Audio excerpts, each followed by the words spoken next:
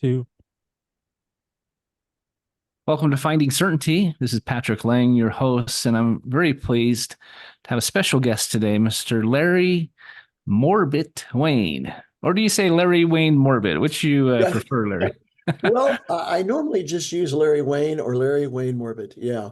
Yeah. Right. Well, But, we'll have to tell the story behind your name and we'll have to do why it that. is what it is.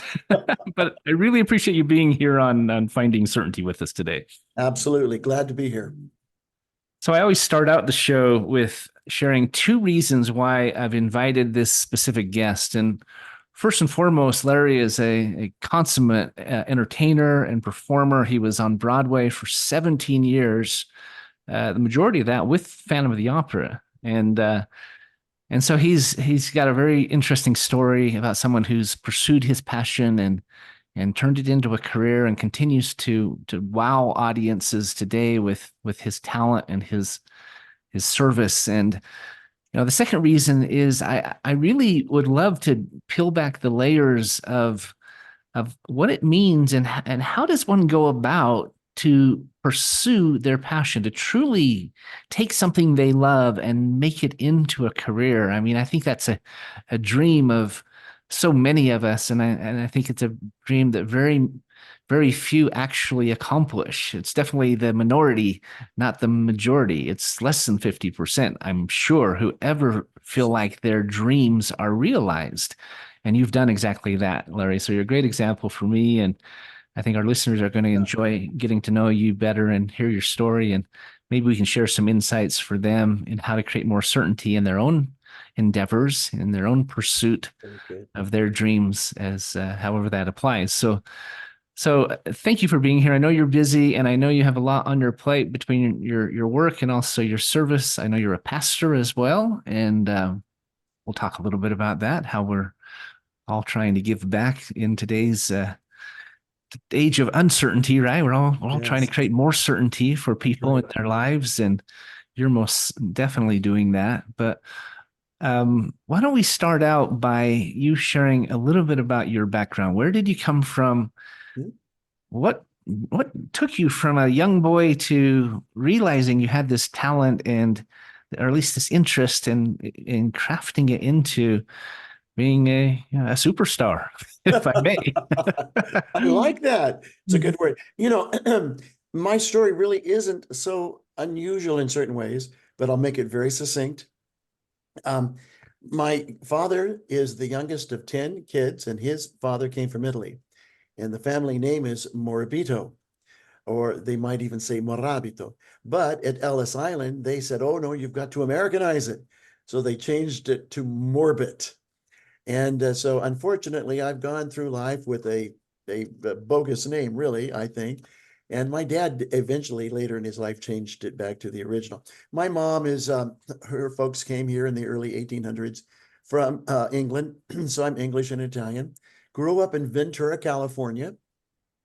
But I grew up in a family that really loved the Lord, and we were folks that were very much devoted to our faith in Jesus Christ. And so church was very much a part of who I was from a very early time.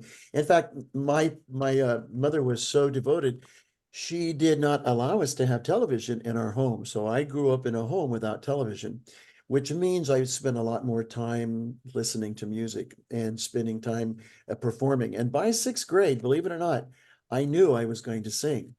And so I was very, very grateful for that in the long run. But I did find this, my folks were not necessarily the most uh, sophisticated when it came to the arts. And so I had to really find a way to focus. And at school, I did play trumpet, was in orchestra the whole time, but my parents would never allow me to be in choir because they thought it was a waste of time. But I found myself doing a lot of other singing, which was a very, very great thing. And people were supportive. But here's an observation I make a lot. In the mid 20th century, you found a lot of pop singing and eventually turned into rock singing. But I would say that most of those folks got into the pop world because, well, they were exposed to live music much earlier. Those who went to church, you'll find a lot of Right. them were Christians. A lot of And gospel background in pop absolutely. music, isn't And there? we were hearing live music Sunday mornings, Sunday nights, midweek services. And that really was an informative thing. And it certainly informed me. And just it happened that by the time I was a senior in high school, ran out of classes to take, joined the choir in my last semester, and took all the solos and became the choir conductor, student conductor. And but playing trumpet was really good because eventually, when I went to get my music degree in college, I had a strong enough background in theory by playing an instrument.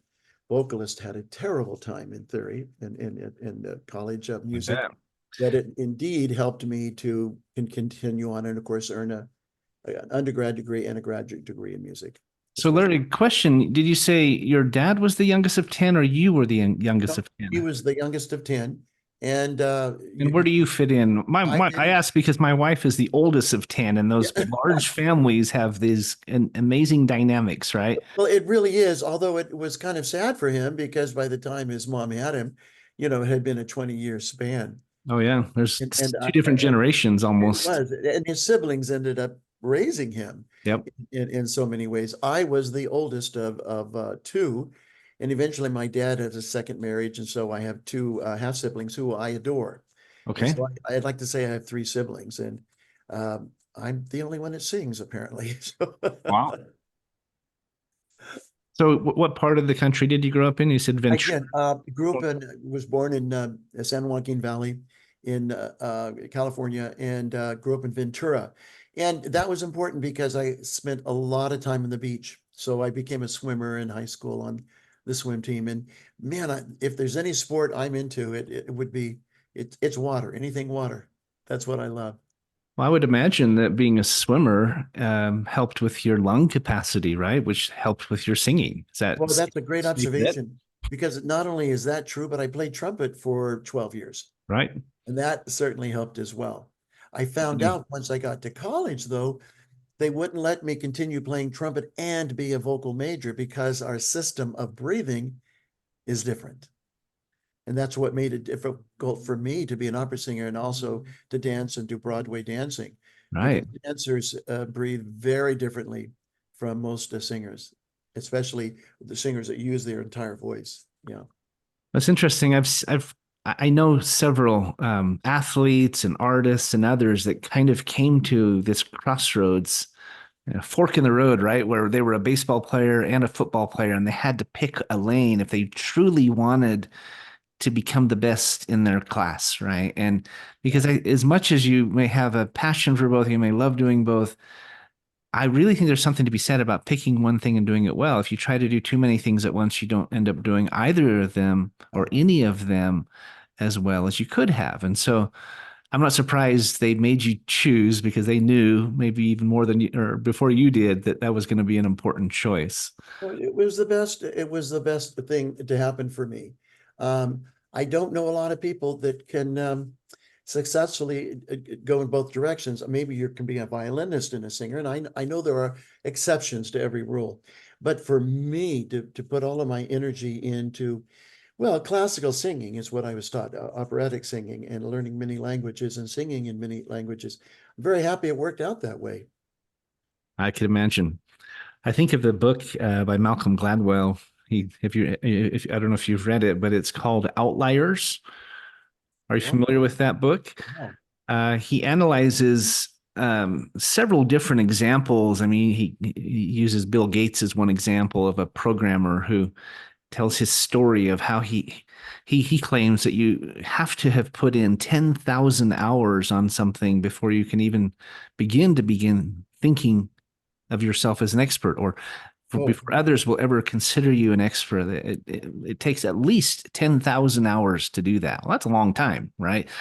And as that his actually is not, that makes sense to me. Look, I went to school for 5 years, my undergrad degree, because I earned a Bachelor of Music Education degree, which the school I went to required a full year of student teaching in elementary, junior high, and high school, now middle school. But the fact of the matter was, I went on and continued later in my master's program, the same thing, but I kept taking voice for 20 years. I was taking privately. I kept moving in that direction exploring. And of course, I was doing a lot of, performing, but it wasn't until a certain moment that I was, in fact, here's something I will say. Luciano Pavarotti, which I think maybe is possibly the greatest lyric tenor of the 20th century. There's great dramatic tenors and um, other lighter voices and held in tenors and so forth and so on. But I would Pavarotti agree. He's the best. really, yeah, really talked about he and other well, especially other singers. A great teacher I took from in Hollywood. He says, Larry, you're really not going to be able to be a good voice teacher until you're through singing, and because you're still thinking about your voice all the time. Hmm. Once you begin to teach and you've put that behind you, you're beginning to put your passion in the voices of those that you're teaching. Well, I know people do both. I've tried to do both. I don't think I've been unsuccessful, but I know that I can be far more successful when the center of my passion are those kids that I'm and adults that I'm teaching. Hmm. And I get it. Yeah, I would agree.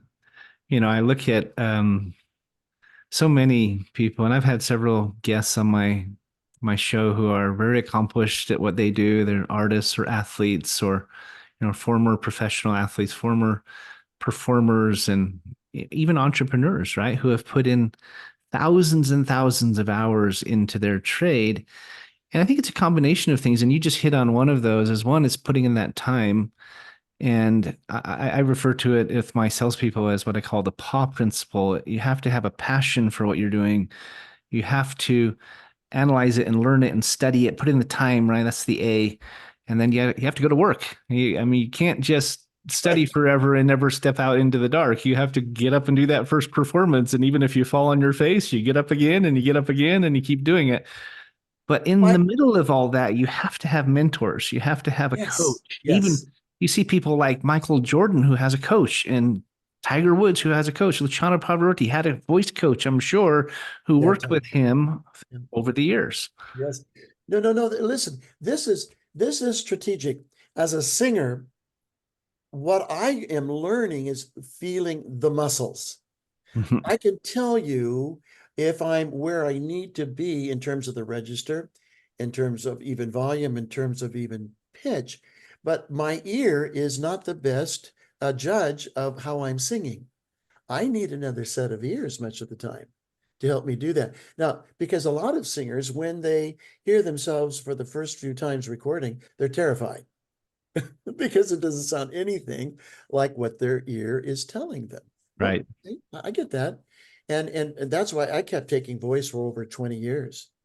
And to this day, I have a set of mentors that I trust. Did that work? Did you hear any pitch issues? Did you whatever?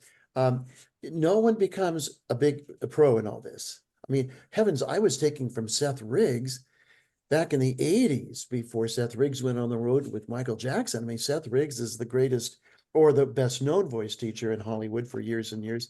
Hmm. But man, and back in those days in the 80s, I was paying $100 an hour. And in fact, that went up to several $100s in the 90s. I get it. I understand.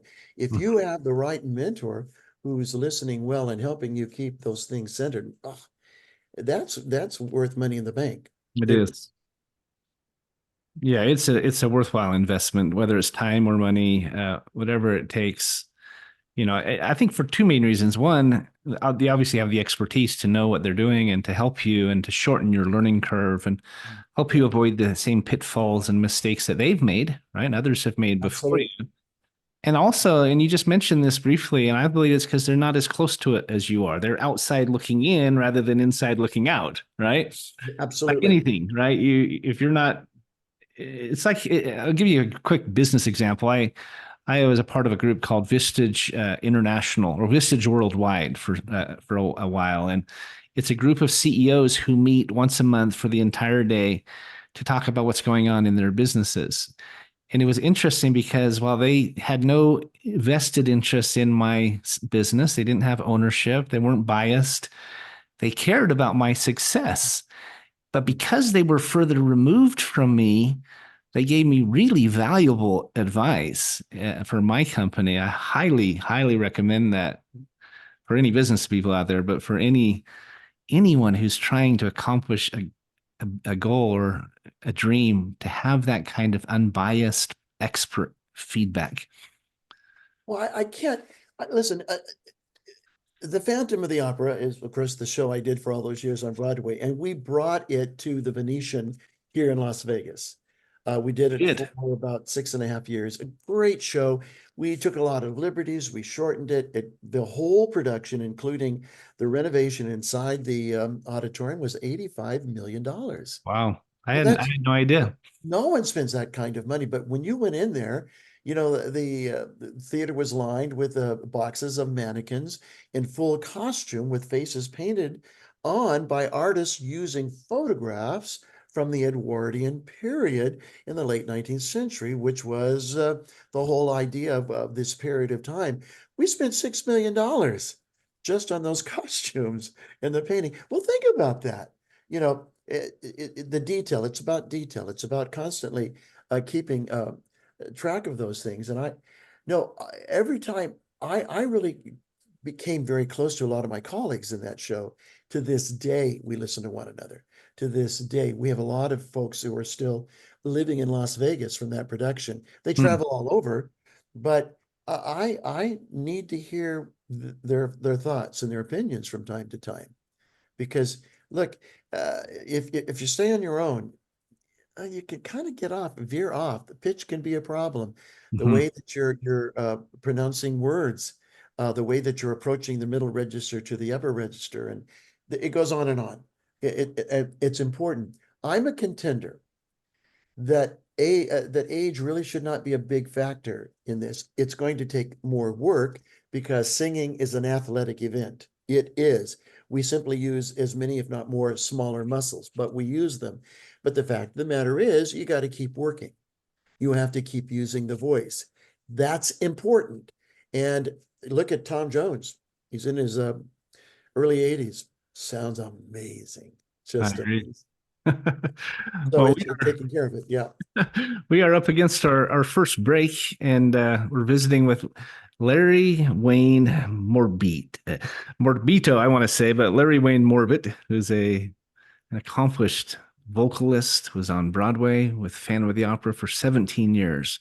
When we come back, I want to hear a little bit more about your Broadway experience. I think it's a dream of so many that we've either enjoyed it or we dream of being a part of it, but would love to get an insider's view on that experience a little bit more if you wouldn't mind. And we're going to go to a quick break. If you're on our YouTube video version of this, I'll tell you an interesting Luciano Pavarotti story while we're on break. I And bet. we'll be right back. Don't go away. Okay, good. We're all clear. So, Larry, I was telling you, I keep wanting to say Larry Wayne Morbito because I speak Italian. You know that, right? We've talked about If you're going to do it, say morabito. Morabito. There's an Okay, A in there, morbito. you Or got it. Americans would say morbito. Yeah. Yeah, Marabito. Okay. Yeah, there you go. So I told you this story, but for our listeners, my wife was on a cruise several years ago with her girlfriends of the Mediterranean, Mhm. and they heard that they were flying in a special artist to perform that night, and they didn't announce who it was, right? And everybody came. It just kind of had a picture with an outline and said, "Come, don't miss this guest. It's a special guest." She's sitting there in the audience on about the third row at this little auditorium, right? I mean, cruise ships are not that big, right? This Right, is just right. a, Yeah. I was thinking it was their main auditorium, but still not too big, seated probably 500 people or something like that. And then Luciano Pavarotti comes Oh, out on stage. Can you even well, I imagine? can't even conceive of this. Yeah, that's No, they yeah. flew him in on a helicopter. He performed, I think, a show that I think she was in the afternoon show, and they did another one that evening, and then he was gone. Yeah, I can't Yeah. even imagine. I would And have I don't passed even want to. Okay, here's I used to sing on cruise ships with the Royal Caribbean Cruise Line. out. That's another lifetime. But that's a lot of work to do all the what you just talked about. I'm trying to imagine what did they pay this man for Oh that? my gosh. Probably the whole half of the cruise revenue from that cruise. Yeah, she People was. don't realize, we're consumed with our own pop world here in America and so forth. But opera is ubiquitous in so many ways around the world. And when those three tenors got together, remember that? Hmm. They made an enormous amount of money that pop singers are just blow their minds. People like if soccer will even use Nessun Dorma from Turandot as their theme song for the year. I mean, they have no trepidation about that. I mean, the Americans, opera is not indigenous to our culture, and so they just don't understand it. But No, yeah, not it's a like not like the rest of the world. I mean, it's like soccer, right? We don't really, yeah, and I mean, it's becoming more popular, but football worldwide, I mean, more, yeah. Americans don't even have a concept of how big that is unless you've been to Europe and been to South America and places like that. So, That's it, um, you know. funny soccer story. I was in Italy in 1989, 89, 90. I was a missionary for my church for 2 years. That's how I learned Italian originally. And they had the World Cup in Italy while I was there. Wow, I got to go to three of the games, which was amazing. incredible, right? In Italy, of all places. That's amazing. That's Yeah. amazing. Yeah, it was quite the experience. Wow. Yeah. I saw And you know England. what? It almost shouldn't say it this way. It's war. Oh, This yeah. you're talking about these fans, they might as well be in armor because some Yeah. of them get And carried I away. even saw England with all their hooligans, their fans that are psychotic, Yes. play Italy in the semifinal, which was just chaos, right? It was incredible, but Hey, yeah. Yeah. it was quite the That's experience. Yeah. Sometimes we get lucky, right? well, yeah, I mean, but you know what? That's a different kind of passion. And I really kind of I want to see it from afar, but I still appreciate it. Oh, yeah.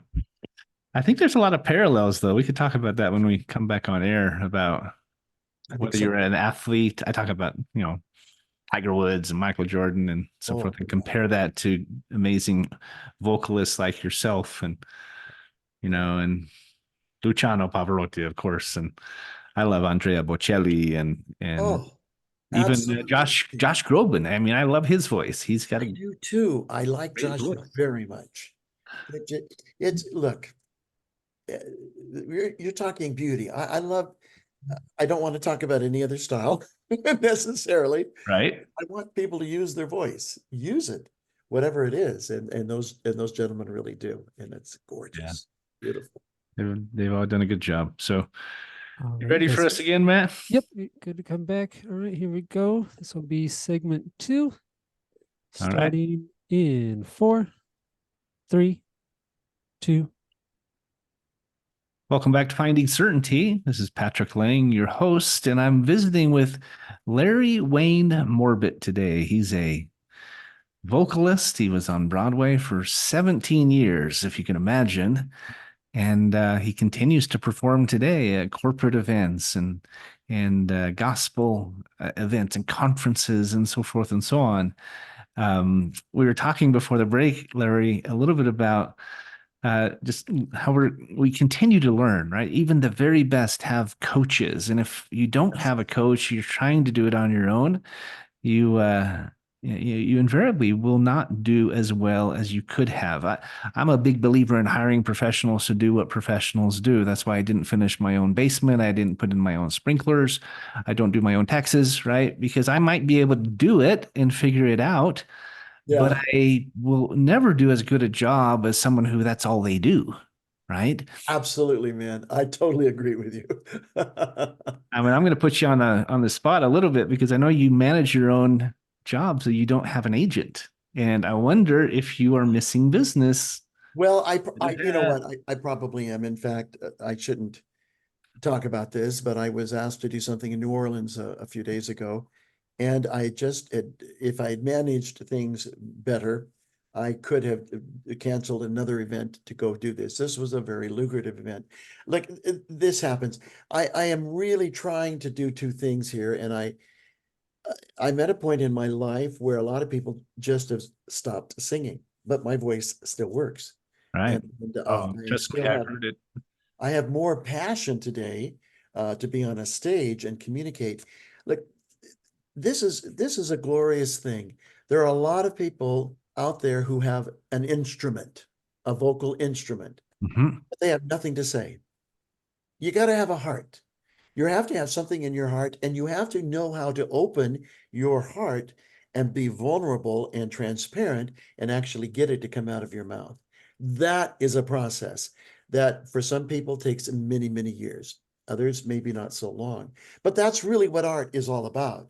Whether you're a sculptor, whether you're a painter, whether you're a dancer, whether you're a vocalist or an instrumentalist, whatever it is, there has to be that moment that you're not just going to show off a technique, you're actually going to try to change lives with something you have to say.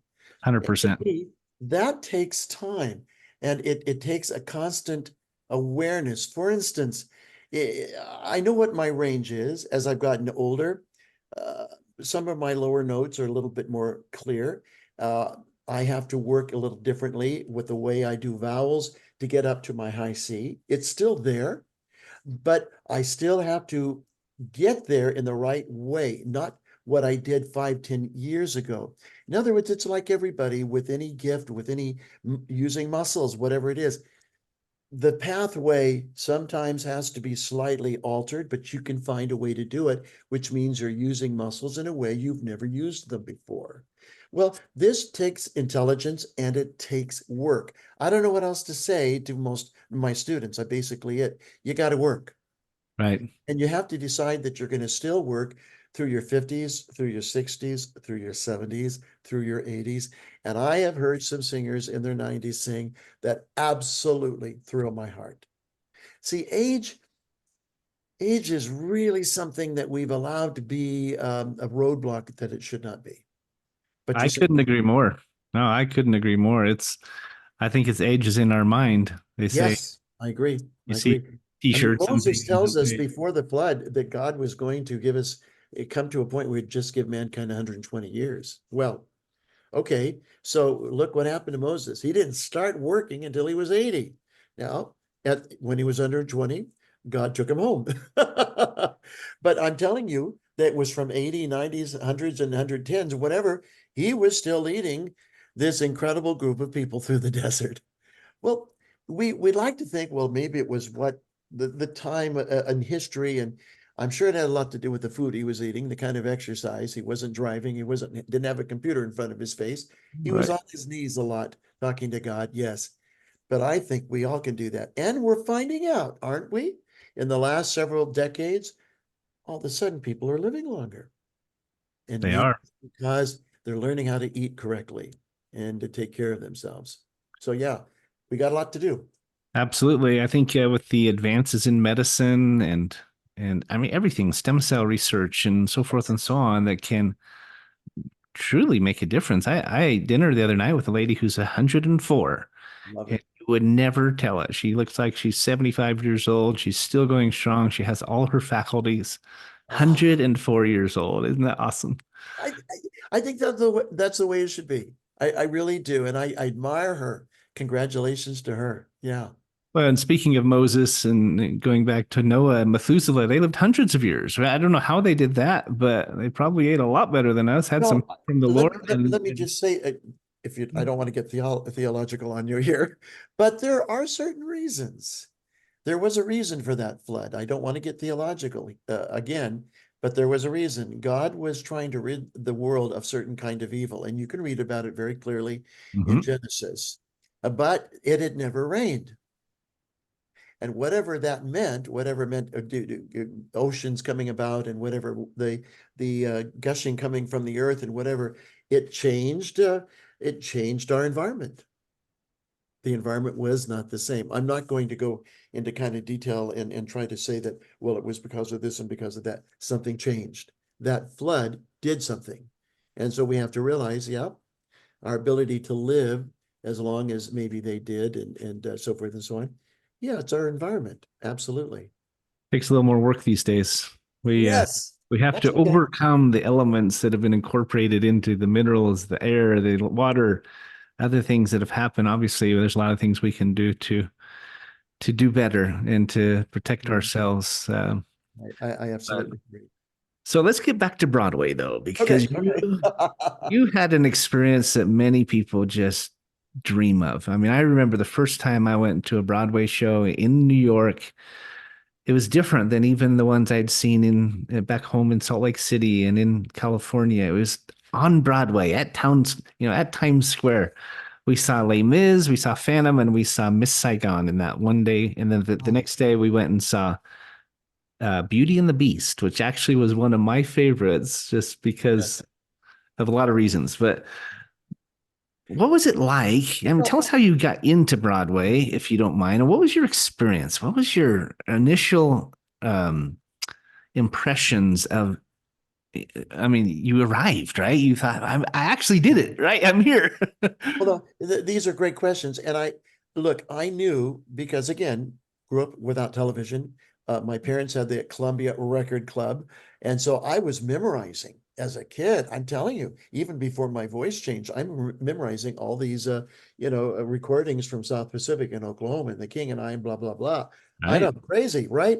But I was. And by the time I'm getting to college, I began to do a lot more activity and drama and so forth in college, as well as teaching and so forth and so on. And I went into full-time ministry as a minister of music in a year after I graduated from college. But I stayed very active.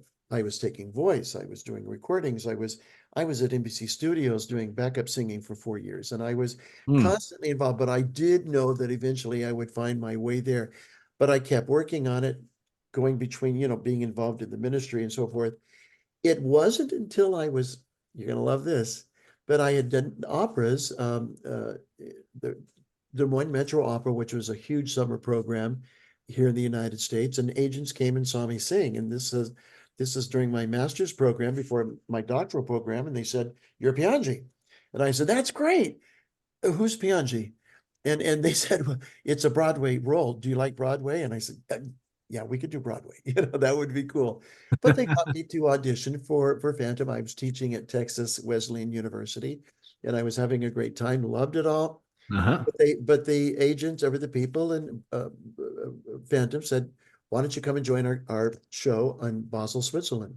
Well, it was Andrew Lloyd Webber's production. He was doing it, so it was a Incredible. Broadway show with Al Prince. I went there, got my kind of got used to the business, did some smaller roles. But then from there, I went into the First National Touring Company with the Phantom for a year. Then they took me to Broadway. And Broadway, and again, I'm gonna be very honest with your audience. Didn't do any of this until I was 44. Incredible. No one does that. Yeah, you don't Except, you don't get into Broadway in your 20s, right? see, look, you can get in young and you should, but no one did what I did. But I kept my eye on the ball. I kept asking the Lord to guide my life. I depended on the Holy Spirit. That was very important to me. But I did something that no one I had ever done, do it at such a late point in their life.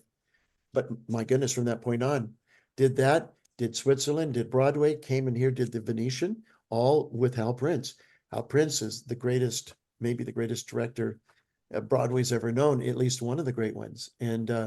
getting to work with Hal, getting to work with Andrew, Gillian Lynn, my goodness, What it an just goes on and experience. on. And then because here's the deal.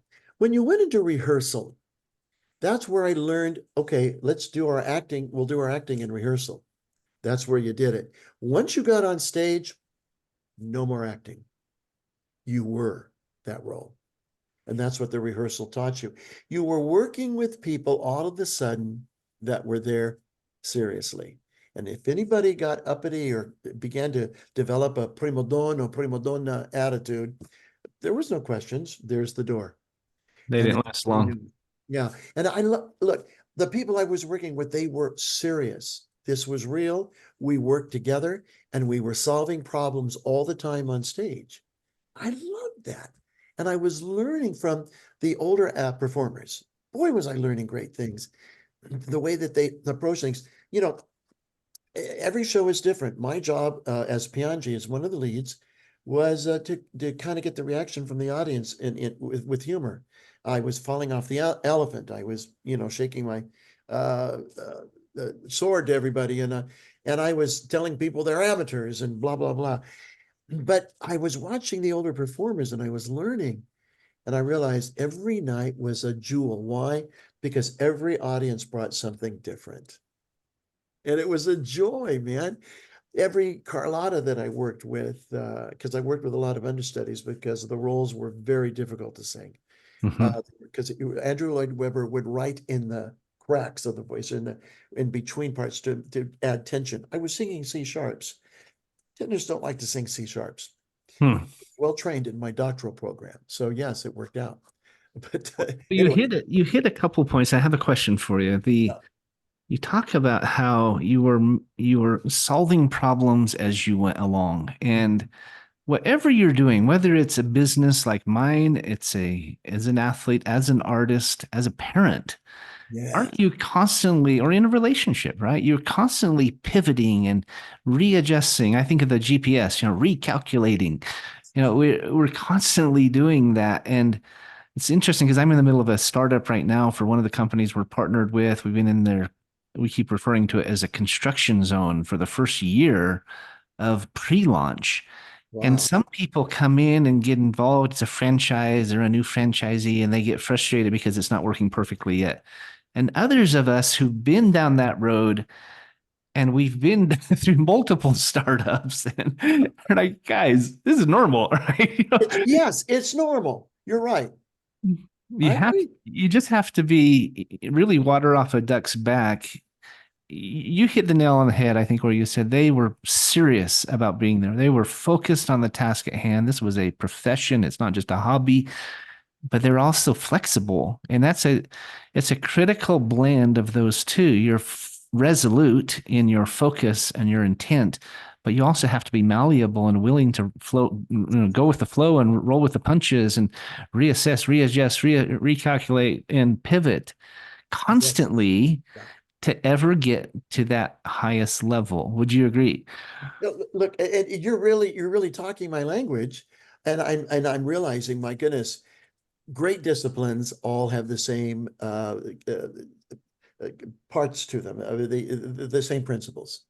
That's what's really exciting to me because in my business, yeah, I had a Carlotta, but it was a very difficult role. She's singing high E's, E flats. That's outrageous. And so I had a group of understudies that I would have to work with. Well, they didn't always hit their mark when they got on stage, or they weren't where the lights were, or I had to find a way to move them where they needed to be, or they were saying lines in a way that I had to find a different reaction to. You see, I had to make my character so flexible that I was not just doing what I had, it was rote. No, no, no, no. I had to know the parameters of this character to know that he might say one of 100 different things in that situation. Right. That's what a great performer does. Isn't it interesting, Larry, how when you're a true professional, I believe you are both teacher and student. You, one, continue to learn. We're talking about constantly having a coach and mentors, and you were looking at those who are the veterans, right? And learning Yeah. from everything they did. You weren't just focused on what you're doing, you're focusing on who had trod the path before you. But you also were giving back because one of the very best ways to improve one and find more satisfaction in your life, I believe, is to serve others. You obviously do that as a Yes. pastor. You were doing that as a Yes. coach. You were helping other people. I don't know if you were getting paid for that or just doing it because they needed it. But I No, think look, invariably it was an important need that you were filling, but didn't it also make you a better performer yourself? look, these are all, I'm going to shock your audience maybe. These are biblical principles. I totally agree. Go He ahead. who wants to be first shall be last, and he who will be last shall be first. The whole idea, the thing of really serving God, in my opinion, is to become a servant. To me, there is no greater joy in my life than to finding a need someplace and finding a way, if I can become malleable, you've used that wonderful word, in a way that I can take my giftings. Because look, Patrick, all of us have great gifts that I believe God's given us, but they're not the same gifts. There are different sequence or different grouping of gifts. But when you come together, like a cast does, and you begin to put those gifts together, then a tapestry comes out of it that is connected, cohesive, and has greater power. It's like when you perform, you become greater than the sum of your parts. You do. And I know that happens in business. I know it certainly happens in ministry. It happens in teaching and blah, forth, so forth and so on. but it is a great joy because you walk away knowing that you were part of something that really changed someone's life. Absolutely. I always say that 1+1 = 2, and some people will even say, no, 1+1 = 3 when you're working together. That's right. I Yeah, always say 1+1 is 11 if you stand side by side. So I agree, my friend. I agree. a very true principle, and I agree it's biblical or even an eternal principle that applies in everything we do. And sometimes we forget it, right? We're so focused on our job, our talent, our passion. We forget to look up to those who've gone before, and we forget to look outward to those who we can bring along with us and those we can serve along the way. And we do that, we will change their lives, change ourselves, and also change our world. And we are up against our next break, but I'm really enjoying this conversation, Larry. This is fantastic. Don't go away. If you're listening, we will be right back with Larry Wayne Morbitt. I keep wanting to say Maravito. It's on. Just remember Larry Wayne. Larry Wayne. We'll be right back, folks. Don't go away. All right, perfect. All clear. Thank you, Matt. Fantastic. I told you, walk down memory lane, right, Larry? Mm.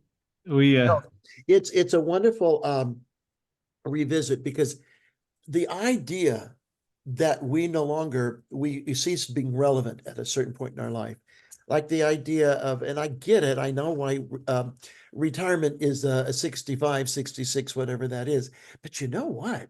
It's more and more irrelevant. I mean, and the government knows that, and they're panicking, right? Because they can't pay Social Security because people are living longer. You weren't supposed to live this long. Don't get political, Larry. But the fact of the matter is, yeah, our life should be vibrant to the very end, and I'm certainly working in that direction. I totally agree. In fact, we just maybe I'll say this when we come back online, but we have a program within our company that is a good example of the government actually figuring this out. They're figuring out that we need to work together. We're going to be around a long time to come. It's not relevant. It's not irrelevant. We are relevant, and the relevancy is going to continue for decades potentially. And so there's a program. I'll tell you about it when we come back on. Maybe I think it'd be good for the audience to hear about. But I like that. Yeah, it's good stuff. So we will wrap this up. Maybe have you share a thought or two, and then we'll. Oh, okay. Oh we'll my end. gosh. It's already 11:50. Yeah, the time flies by. I think we'll end early too, so we can add your song on. Oh, yes. Okay. Yeah. We probably have 5 minutes left at the most, and then Then I'll follow your lead.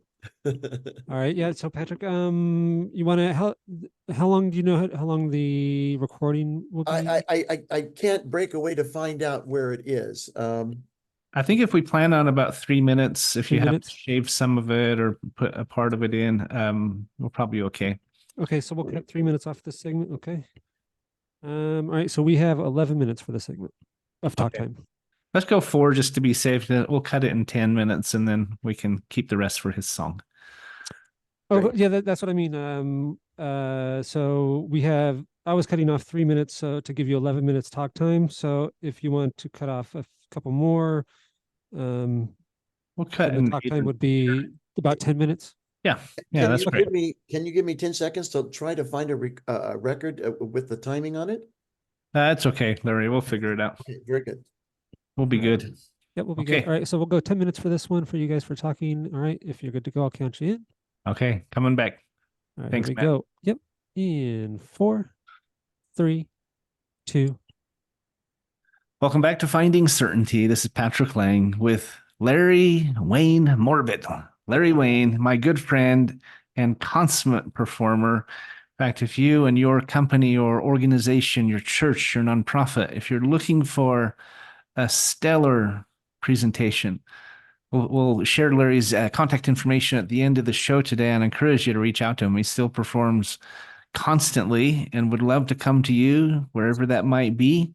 He has yet to perform in Antarctica, so if you're down in Antarctica, he's been on about every other continent. Australia or Antarctica, right, Larry? Absolutely. I'm ready to go, man. Those are the only 2 left on your bucket list. That's it. So, we were talking about how important it is to look outward and to work together and to realize that we're both learning, and if we're giving, we have two things happen. We gain more out of it, and we leave an impact, right? We leave a legacy, and it's about so much more than just making an income. It's making a difference, or about not just doing good work, but doing or doing business, but actually doing good work. And that's a big part of our business. I was telling you on the break about this program we recently rolled out called the Preventative Healthcare Initiative. And it's a government program that pays $2,000 per employee to the employer. They get about 500 of it in a FICA tax credit. The other 1,500 goes to pay for a life insurance policy and a free wellness plan and free counseling and a dietitian, and I mean even pet insurance. There's like literally 15 benefits for the employees, and they're all paid for by the government. And the reason they're doing it, because you and I were talking about rising costs of Medicare, Yeah. they're doing it to help America get healthy. They're doing it to offset and help hopefully reduce the costs of Medicare in the years to come. And it's actually Good point. a bipartisan venture, because the Democrats, they like social good programs and benefits for everyone. The Republicans like programs that put people back to work and help them stay to work and get to work. And so they're both supportive. This is a long-term plan. Anyone out there who owns a business, if you have at least 10 W-2 employees, let us know, because we can help, and it costs you literally nothing out of pocket, puts money back in your pocket, and gives benefits to your employees. And I love that, because it meets this principle we're talking about serving others, working together, trying to do some good, looking forward to the future, not just focused on the past or focused on the present. I love that. So anyway, a little plug. But as we wind down with you, Larry, is there a memory from your time on Broadway that stands out? Maybe a special performance or a lesson, or as you look back on your career, this illustrious career, is there something that really jumps out at you? Well, It's probably hard to choose I'll from tell all you, of them, right? it's usually some of the funny things that have happened that get your attention. But what I loved about it is an audience very rarely knows if something's going wrong. Right. I tell my salespeople that they don't know if you said it wrong. Just it's the first time they've heard it, right? Well, see, that's the point. Lights have gone out, things have gone out, and it's the way that the performers react to it. There was a night that a lot of the leadership was there, Hal Prince, Andrew Lloyd, and I got nervous, and I had to go out and say, furtively will scoff and quaff, stealing what in truth is mine, when it's late and modesty starts to mellow with the wine. No, I went out there and said, furtively will fish and floss. And I got so I'm going I know they're all up in the balcony listening to this, and all of a sudden these words came out, and the partner with me in this scene is turned up stage with his arms out me, and you can see him shaking with laughter. And I finished that whole thing. Furtively will fish and floss, fleety, flighty, fluty, fly, Petey's lauding, tooting, kai, lighting. I mean, I'm making up words and syllables, but I did it with compassion, and I did it with conviction. I didn't see them do it. And at the end of the show, I get a call over the intercom. Would Larry Wayne please come to the office? And so I took a piece of paper, wrote in big letters, my resignation. I walked in that office, and for 10 minutes, they all sat there laughing their heads off. Really? Because it was hysterical. And they knew that no one in the audience really caught on. Yeah. Because we kept focused. We stayed focused. When holes in the Phantom stage, there's a lot of candelabras coming up. There's a lot of different. Sometimes those holes didn't close. Oh no! But they fell through one of them one time. Oh jeez. Okay. Well, you can't imagine. She broke her teeth, but the audience didn't know what was going on. Everyone stayed focused. Everyone kept going on. This is life. Things happen. Yeah. Things are terrible. We need to mourn when it's time to mourn. We need to support one another in grief when those things happen. But we need to support one another when things get difficult. We need to fill in gaps, and we need to know how to do that with a helping arm and love, a word, but be there for people. Sometimes it even means money. I don't care what it is, but we learn that we are a tapestry. And if the whole develops in that tapestry, let's fill it. I have no consternation about that. I resonate with that, Larry. You think of what the difference between one strand of yarn or twine or thread compared to the beauty and grandeur and use and everything of a whole tapestry. You know, I think of the quilts my grandmother used to Yes. make with one piece of material. It was nothing, but she'd put it into this amazing design with multiple colors and layers and everything. And isn't that how life is in It business? And is how life is. It's it's taking it's taking our weaknesses and finding a way to make them strengths. yeah. That's an extraordinary gift of a leader, but So I've what seen it done. So let me ask you this. What is one bit of advice, just in closing, you would give to anyone who's pursuing their passion, whether it's in the arts like you or in athletics or business? What's one bit of counsel you would give? And then if you wouldn't mind sharing your website or however people can get a hold of you. Let me tell you, that's a very great question. You're the one that has to have the conviction that you can do it. You're the one that has to know that there is either a calling, an anointing, whatever you want to say, but you're the one, because the people around you will not always see it. No matter how much they love you, they will not always see it, and they will not always have the encouraging words, but you have to have that conviction, and it is your conviction. And people like you, people you respect in that business, that's who you look to. And I think that's important. If you'll find all kinds of information on my site Larry Wayne M, LarryWayneM.com. And you'll be able to get a hold of me, whatever. You'll see all kinds of stuff. Well, we have a special treat for you all today. We're going to cut the show short by a few minutes. And so you can actually hear one of Larry's songs. What's the name of the song you're It's going to be called Down singing? from His Glory. It's a Christmas song. Actually, it's to the tune of O Sole Mio. So people Wow, will fantastic. recognize the melody. Well, this is our special Christmas broadcast. It's December 22nd today. And so, Merry Christmas to anyone out there. Happy holidays, whatever you celebrate. This is the time of year where we reflect on our blessings. We hopefully are looking a little bit more outward and less inward. And I Yes, know from experience that is when I find the greatest joy and satisfaction. I know you agree, Larry. absolutely. As a pastor, we were talking about ways we can help give back with our company. We raise unlimited funding for nonprofits. And it is my favorite part of our business. It's my favorite part of what we do. Larry, you're a great example to me of someone who continues to give back and pay it forward and serve others in multiple capacities. And just from our community and from our listeners, from my team, I just want to say thanks personally for all you do. And we Thank really you. appreciate you and your example to us, my friend. So Thank you. Thank you for the opportunity to share. Appreciate it. absolutely. Happy holidays, everybody. And Larry, thanks for being on Finding Certainty today.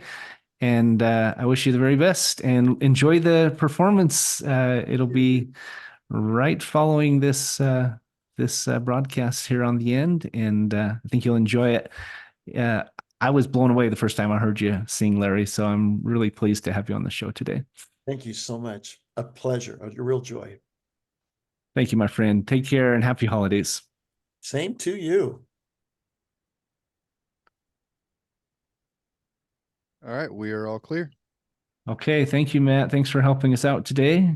And we will add the song on the end of our YouTube. And if you can add it on to this, that would be fantastic. We really Very appreciate good. it. I'll send you the email. I'm sure you have an email, but if not, let me know. Matt, throw your email address in the chat if you would, that you want me to send it to, and I'll make sure I forward it to you. All right, yeah. Matt's running he had to run really quick. Something Oh. came up. But yeah, I'll put his email in the chat for you guys. It'll be no problem. Okay, who's this? Jordan? Sounds like Jordan. Vaughn, actually. Oh. I'm a newer employee here. Oh, How are you guys doing? We're wonderful. great. Awesome. Yeah, just give me 1 second. I'll throw his email up for you guys. Okay, appreciate it.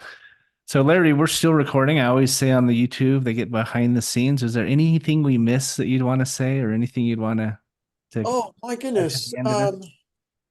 Well, if they don't have anything to do on Sunday, at 10 o'clock in the morning, we have a Christmas Eve service at our church, and we're doing a lot of singing.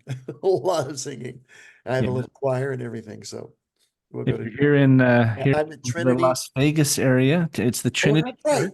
Church. I need to make that clear. Yeah, I'm at Trinity Life Center in Las Vegas. Yeah. What's the address and what's the time of the performance? It's 1000 East St. Louis Avenue. And it's like it's spelled, the city, and it's at 10 a.m. and anyone and everyone's welcome to come. Some great music will be there. And what day exactly? That's on a Sunday, and it happens to be December 24th or Christmas All Eve. right. Fantastic. I would come. I'm going to be out of town on vacation, but I would love to be there. So maybe I'll come catch another. Well, we'll do I'm sure it's something not the else. only service that you're singing at, right?